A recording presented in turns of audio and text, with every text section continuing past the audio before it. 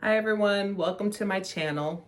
Today we're going to be talking about 2 Kings chapter 4, the widow's olive oil. All right, and I'm just going to go ahead and start reading here and then we can talk. The wife of a man from the company of the prophets cried out to Elisha, "Your servant, my husband, is dead, and you know that he revered the Lord. But now his creditor is coming to take my 2 boys as his slaves." Elisha replied to her, "How can I help you? Tell me, what do you have in your house?" I said that part. "Your servant has nothing there at all," she said, "except a small jar of olive oil." Elisha said, "Go around and ask all your neighbors for empty jars. Don't ask for just a few. Then go inside and shut the door behind you and your sons. Pour oil into the jars, and as each is filled, put it to one side." She left him and shut the door behind her and her sons. They brought the jars to her, and she kept pouring. When all the jars were full, she said to her son, "Bring me another one." But he replied, "There is not a jar left." Then the oil stopped flowing. She went and told the man of God, and he said, "Go sell the oil and pay your money, pay your debts. You and your son can live on what is left." It's really inspiring to see the widow's humility and how she came to Elisha, and admitted that she didn't have what she needed, at least that she couldn't see that she had anything that was worth anything. So I think it can apply to, any of our lives. But I think about for myself,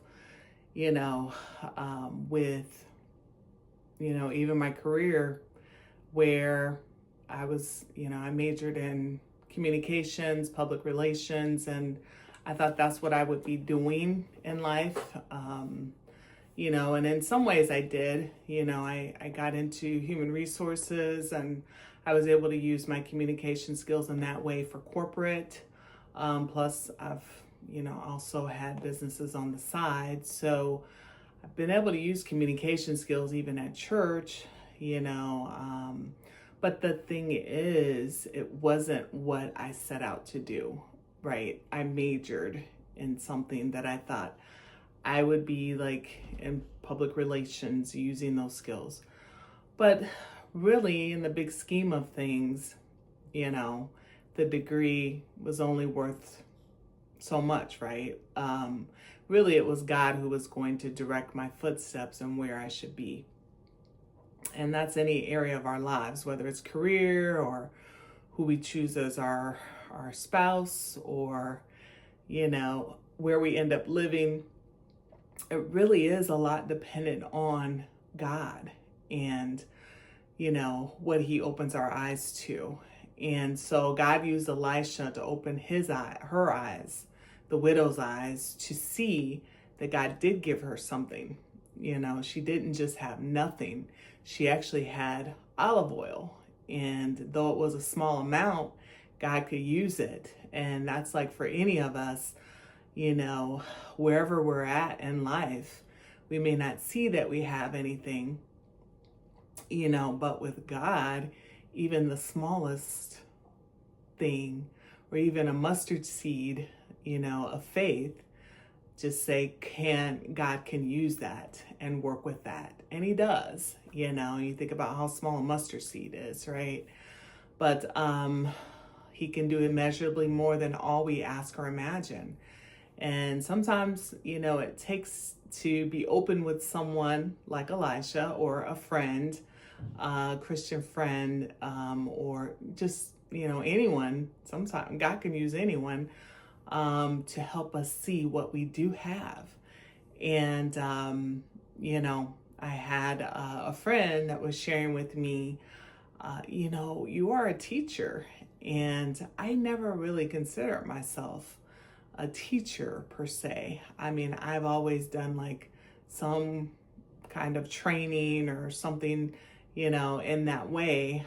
But, you know, I really, my eyes hadn't been focused on that. So now, with doing these videos and that, I'm able to kind of use more of my teaching abilities that God has given me. He's helping me to explore more of the little bit of things that He can use to do greatness, to help others, greatness for His glory, and not mine, but really I'm here as His servant to be used by Him for His glory. And so with the widow as well, the olive oil, God blessed her. She followed the direction, to ask the neighbors for jars. He sent her out, and it takes humility to ask people for something, but she was willing to do it. And so because she was obedient and humble, God showed her how He was going to bless her. He kept pouring out more and more oil, even though she only had a little bit of olive oil. He kept producing and reproducing the oil for her. And it was to the point of where the jars ran out, from all the neighbors. They were asking for jars, and her son said, "There's no more jars," and basically, but the oil kept coming. And once she realized that overflow, God halted it, but He was showing her that He provides more than enough for our needs, and He can work with the little bit that He's given us if we put our faith in Him. All right, because that's really what it's all about, is in those trials and those challenging times, if we're trying to, make a change in our business, or we're writing a book, or, there's so many things, even serving in a different way in the community. You may say, what do I have to offer? But you have something, or God would not have put you there. And so just that little bit of what God has given you, He can do immeasurably more with that, as it says in Ephesians 3. All right, so just wanted to encourage you with that, and it encourages me as well, because God is the same God today. He'll work and continue to work with what He's given us. That may seem minute, but to someone else, it could pay a debt, that we, the debt of a bill, but even the debt to love, teaching people how to love, if that makes sense. Really, we just have to be willing and obedient, and God will do the rest. So it's a journey. We're all on this journey, and the key is not giving up. And the widow did not give up, even though her husband died. She put her faith in God. So this woman, it's not her fault. Her husband died. She even tells Elisha it's her husband who was in the company of the prophets. Like, he knows you guys, and he died. And so they knew that, meaning that he was in their company, but she had to be willing to ask for the help she needed. And sometimes, we all need help at times. And that just opens up the door for God to be able to work, is when we are willing to ask for help. All right. And so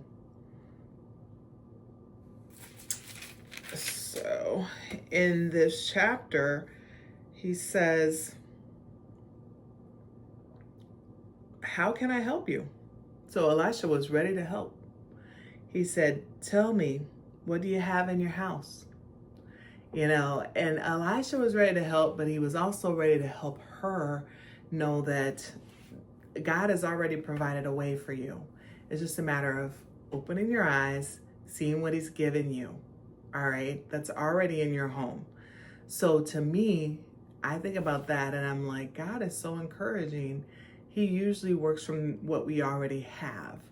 All right. So even me with the church, I didn't think to ask the church, right? But my friend, luckily, who would have served this role as Elisha, said, you have the church, you have a need, you know, ask, you know what I mean? And so that we would have never thought of, me and my husband, we would have never thought of that because we were so self-sufficient, self-focused. And she opened our eyes to the opportunity that God had there for us. Not even opportunity, but I would say support. And so for this woman, in her home, all she said she had was a small jar of olive oil. She said, I don't have anything except a small jar of olive oil, right? In her whole house. And Elisha's like, okay, we'll work with that, like God can work with that. Even the thing that we think is like worth nothing, God can work with that. And so I think about that and where I'm at now in my journey of, figuring out next steps for me. What I've been doing is, I've been writing, which I love to do. I've found that it's more challenging than I expected with writing a book, right? You have to dig deep, you have to really let God, I do anyway, the ways that I want to write is spiritual writing. So I have to really let God lead me. So that means spending more time with him, more quality time, which I love, more research, but it's also, not being a perfectionist, which I can tend to be, right? Of analyzing, and then, right? It's not good enough. But God is telling us, even from this scripture, that even the smallest thing he's given us is enough for him to work with, right? So that's encouraging. God can do it. Nothing is impossible for him. And we have to put our faith in him. He can do immeasurably more than all we ask or imagine, is what it says in Ephesians 3. Okay? And he will provide for our needs. He says that. He promises that. And so this widow had to be willing to use her small, what she felt like was insignificant. Nothing else was in the house but this little bitty small jar of olive oil. And Elisha said, great, that's something for God to work with. Let's use that. So he told her to go around and ask all the neighbors for empty jars. Don't ask for just a few. Then go inside and shut the door behind you and your sons. Pour oil into all the jars, and as each is filled, put one to the side. So fill a jar, put it to the side. Fill a jar, put it to the side. Fill a jar and put it to the side. And she left him and shut the door and did what he told her to do. All right. And then there wasn't enough jars left. Like, God provided so much oil, an abundance, so he can do immeasurably more than all we ask or imagine, right? That's the abundance that her son said, there's no more jars left. There's so much oil, And so then the oil stopped flowing. She went and told the man of God, and he said, go sell the oil. And oil is very expensive. It's expensive now, but it was expensive back then. It's worth a lot of money. And then he told her to pay her debts, right?